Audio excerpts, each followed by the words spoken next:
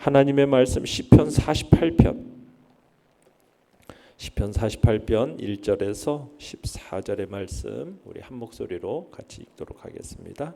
시편 48편 1절에서 14절입니다. 시작. 여호와는 위대하시니 우리 하나님의 성 거룩한 산에서 극진히 찬양 받으시리로다. 터가 높고 아름다워 온 세계가 즐거워하며 큰 왕의 성 곧 북방에 있는 시온산이 그러하도다. 하나님이 그 여러 궁중에서 자기를 요새로 알리셨도다.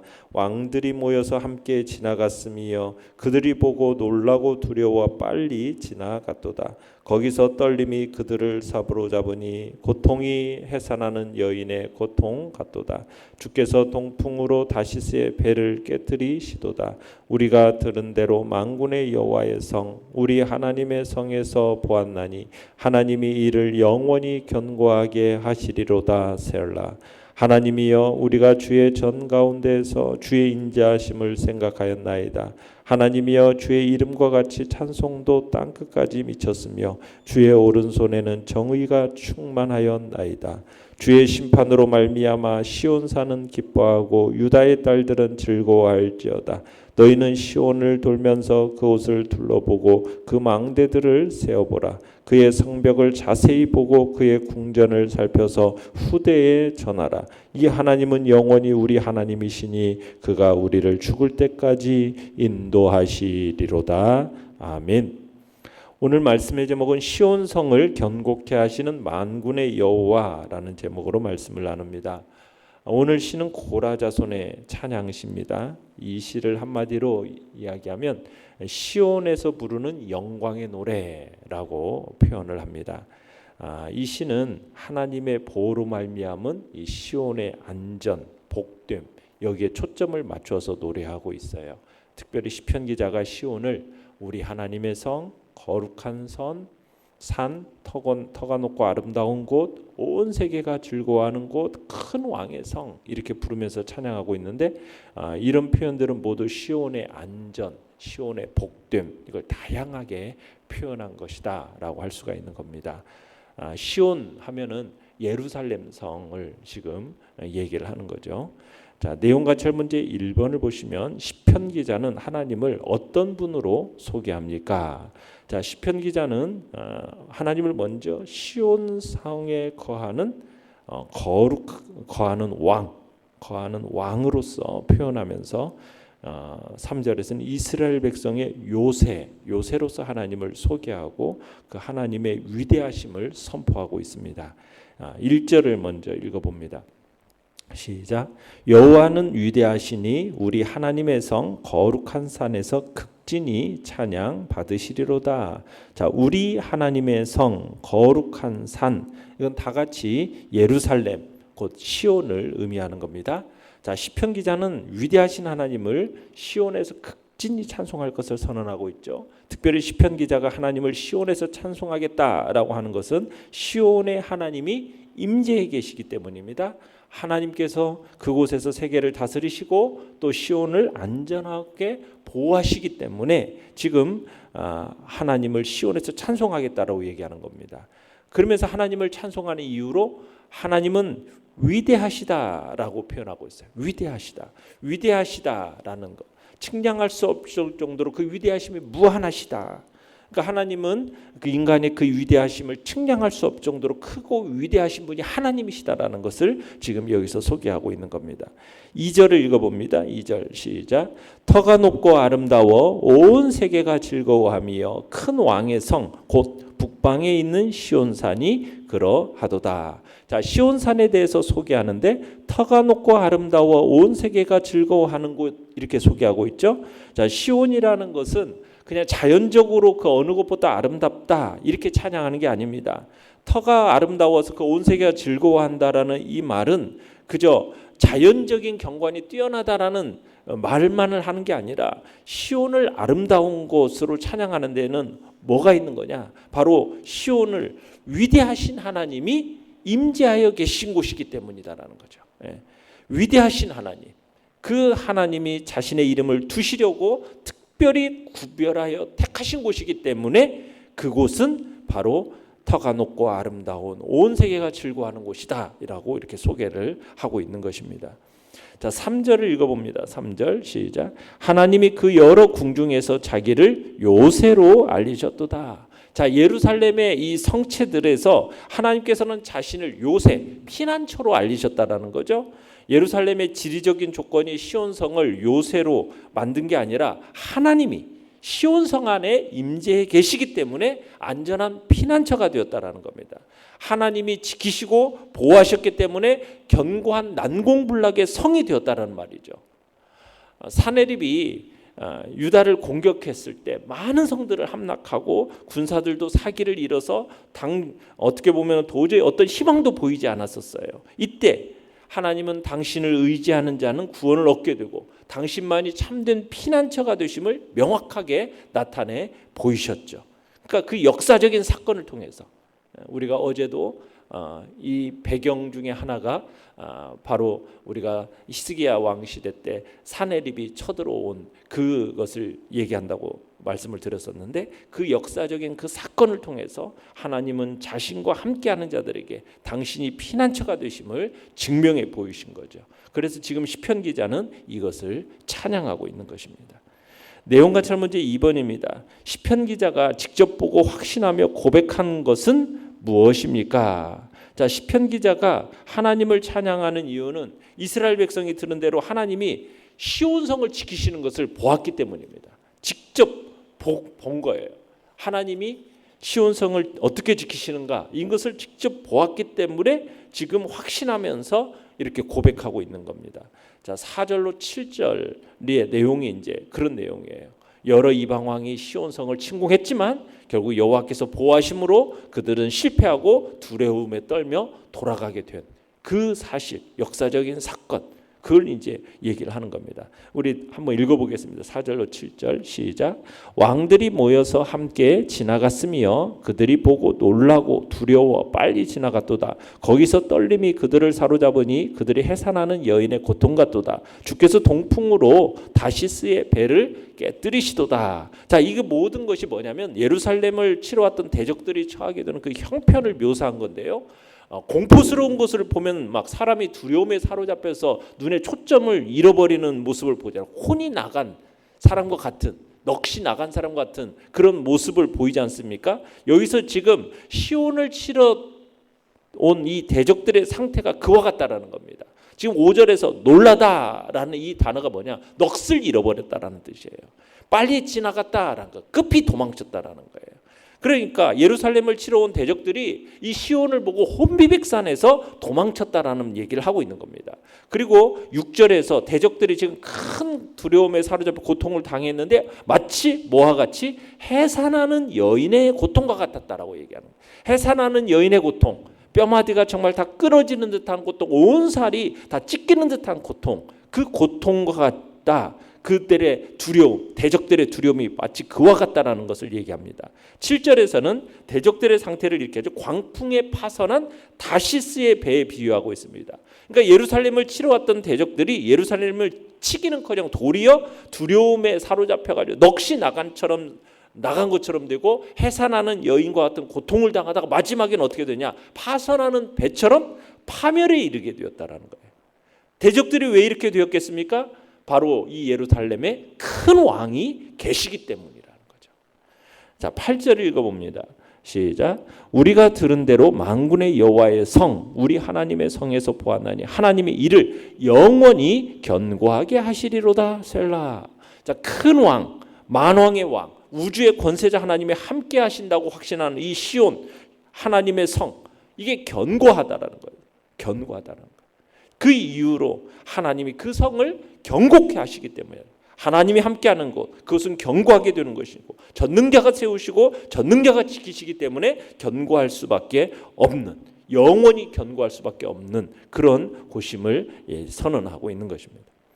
자, 연구와 묵상 문제 3번입니다. 요새 되신 하나님 앞에서 우리가 보여야 할 반응은 무엇입니까? 자, 요새 되신 하나님 앞에서 우리가 보여야 할 반응은 그 하나님의 인자하심과 공의로우심을 묵상하면서 기뻐하고 찬양하는 겁니다. 하나님의 그 인자하심, 하나님의 그 정의로우심, 이것을 묵상하고 기뻐하고 찬양하는 거예요. 뿐만 아니라 하나님이 어떻게 시온성을 이렇게 보호하셨는가, 이걸 자세히 살펴보고 우리 다음 후대에게 그것을 전해야 되는 거예요. 전해야 되는 거예요. 자, 우리 9절 10절을 읽어보겠습니다. 시작. 하나님이여, 우리가 주의 전 가운데서 주의 인자하심을 생각하였나이다. 하나님이여, 주의 이름같이 찬송도 땅끝까지 미쳤으며 주의 오른손에는 정의가 충만하였나이다. 지금 여기서 하나님을 향하여 주의 인자하심, 주의 정의로우심을 지금 찬양하고 있죠. 하나님의 백성들이 성전에서 하나님께 예배드리다가 거룩한 임재를 체험하는 가운데 그 하나님의 인자하심, 이걸 더욱 확실하게 인식할 수 있었던 거예요. 그 하나님의 인자하심에 대해서 생각하고 묵상하는 것은 오히려 하나님을 더욱 깊이 의지하게 하는 결과를 낳았다라는 거죠. 그러니까 그러면서 시편 기자는 하나님이 그 행하신 일로 인하여 하나님의 명성이 온 세계에 지금 미쳤다라는 사실을 전제하면서 지금 하나님을 향한 찬송도 끝까지, 땅 끝까지 미쳤다, 지금 이렇게 노래를 합니다. 그러면서 오른손에, 그런 표현을 쓰죠. 주의 오른손에는 뭐가 충만하더라? 정의가 충만하였다. 자, 오른손이라는 것은 힘을 상징하고 능력을 상징하는 거거든요. 그러니까 주의 오른손에 정의가 충만하다라는 것은 그 하나님의 힘과 능력의 행사가 뭘 위한 거냐? 정의를 위한 것이다라는 것을 분명히 보여주고 있는 거죠. 그러니까 이스라엘 대적들을 멸망시킨 것은 뭐냐? 하나님의 그 정의로우심에 기초한 심판이다라는 것을 분명하게 하고 있는 것입니다. 자, 그러면서 우리 11절부터 14절까지를 한번 읽어보겠습니다. 11절부터 14절까지 시작. 주의 심판으로 말미암아 시온산은 기뻐하고 유다의 딸들은 즐거워할지어다. 너희는 시온을 돌면서 그곳을 둘러보고 그 망대들을 세어 보아라. 그의 성벽을 자세히 보고 그의 궁전을 살펴서 후대에 전하라. 이 하나님은 영원히 우리 하나님이시니 그가 우리를 죽을 때까지 인도하시리로다. 자, 시온산과 유다의 딸들을 향해서 지금 기뻐하고 즐거워할 것을 권면하고 있죠. 그 기뻐하고 즐거워할 이유가 뭡니까? 주의 심판으로 말미암아, 이렇게 주의 심판을 들고 있습니다. 자, 주의 심판은 뭐예요? 이스라엘을 대적해오는 이 세력을 향한 하나님의 징벌입니다. 하나님의 심판을 가리키는 거예요. 이런 대적들에 대한 하나님의 징벌과 심판은 궁극적으로 이스라엘의 승리와 구원을 의미하는 거잖아요. 그러니까 시편 기자는 시온성과 유다 딸들은 그 하나님의 구원과 하나님의 그 승리, 이스라엘을 통한 하나님의 그 구원과 승리를 기뻐하고 즐거워하라고 지금 권면하고 있는 겁니다. 자, 하나님의 그 놀라운 은혜로 구원을 체험한 이스라엘 백성들을 향해서 시편 기자가 강력하게 촉구를 하고 있어요. 먼저 시온을 참으로 이곳저곳 두루 돌아보라, 이렇게 명령을 하고 있어요. 엄청난 국가적 위기 가운데서 구원하신 그 하나님의 은혜, 그 은혜를 백성들에게 와서 확인해 보라고 그들을 초청하고 있는 겁니다. 대적들이 공격하고자 애워쌌던 그 시온상에 와서 그 성이 어떠한가, 어떻게 해도 해를 받지 않았는가, 그것을 너희들이 좀 걸어서 돌아보면서 순회하면서 두 눈으로 확인해 보라는 거예요. 망대들을 세워보라. 하나님께서 시온성을 완벽히 보호해 주신다는 것을, 그 망대의 개수를 지금 통해서 한번 확인해 보라는 거예요. 그러니까 성벽을 돌아볼 때도 그냥 건성건성 지나치지 말고 하나님의 구원을 정말 마음으로 깊이 묵상하고 생각하면서 살펴보라는 거예요.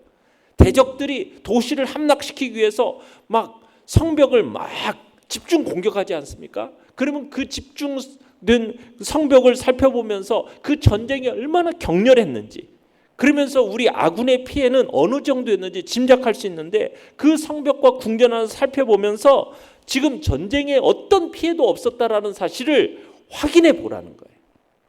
직접 살피고 경험한 바, 그것을 어떻게 해라? 후대에 전해라. 이게 지속적으로 이루어야 함을 나타내는 거죠. 후대의 신앙을 전수하는 것. 그게 어느 세대도 제외되는 일이 없이 계속해서 이루어져야 함을 얘기하고 있는 겁니다. 이 하나님이 영영이 그들의 하나님이시기 때문에 언제까지 인도하실 거다? 죽을 때까지. 죽을 때까지 인도하실 거다. 죽음의 위기 속에서 안전하게 인도하신 하나님이 우리를 언제까지요? 우리의 죽는 그날까지 우리의 모든 삶을 안전하게 인도해 주실 것을 찬양하는 거죠. 그러니까 시편 기자는 자기 백성에 대한 하나님의 보호, 그에 대한 안전, 이걸 절대적으로 확신한 사람이에요. 그가 하나님은 자기 백성을 사랑하시되 끝까지 사랑하신다라는 것, 신실한 분이다라는 것을 믿어 의심치 않으면서 그것을 지금 찬양하면서 그걸 어떻게 하라? 후대까지 전할 것을 얘기하고 있어요. 느낀 점 4번을 보시면 하나님이 지키신 시온성을 둘러보고 망대들을 세어보고 성벽을 자세히 보고 궁전을 살펴서 후대에 전하라는 말씀을 대할 때 무엇을 느낍니까? 하나님의 구원의 역사의 경험을 나에 대해서 끊치지 말고 자손 대대로 전해야 된다는 사실을 우리는 느끼는 거예요. 하나님의 구원의 역사, 그것을 후대에 전하라고 한 이유가 무엇이겠습니까? 결국 우리 후손들도 그의 조상들과 마찬가지로 하나님만이 그들의 구원자임을 알고 의지하며 경외하도록 하기 위함이라는 거죠. 하나님에 대한 신앙이 대대로 전수되도록 하라는 거예요. 하나님의 구원의 역사는 후손들에게 가르쳐져야 된다는 거죠. 그래서 후손들로 하여금 하나님만이 유일한 구원자시고 성도들이 의지해야 할 유일한 분임을 참으로 그들 우리 후손들로도 알게 해야 된다는 겁니다. 우리가 우리 신앙에 대해서 우리 대해서 멈춰서는 안 되는 거죠. 정말 내가 경험한 그 구원의 역사, 그 구원의 역사가 나에 대해서 정말 끊어져서는 안 되고 우리 후대까지도 계속해서 이어져 가도록 우리의 자녀들에게 하나님의 구원의 역사를 가르치는데 소홀함이 없어야 될 겁니다. 자녀들의 어떤 세상 지식 쌓는 일에만 시간을 투자하는 것이 아니라 하나님을 알게 하는 일에도 우리가 열심을 내야 된다는 거죠. 자녀들로 하여금 생명 얻는 일에 소홀함이 없이 썩을 것을 위해 수고하는 자들이 아니라 정말 제일 좋은 것이 무엇인가?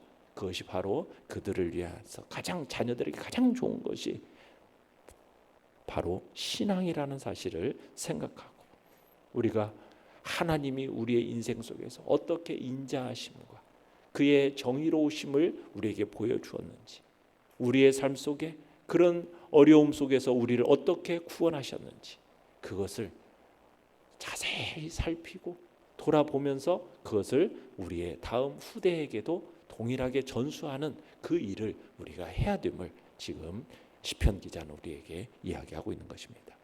이 사실에 대한 깨달음 갖고 자녀손들에게 하나님의 구원의 역사를 전하는데 힘쓰는 복된 자리 있기를 간절히 바랍니다. 결단과 적용 5번입니다.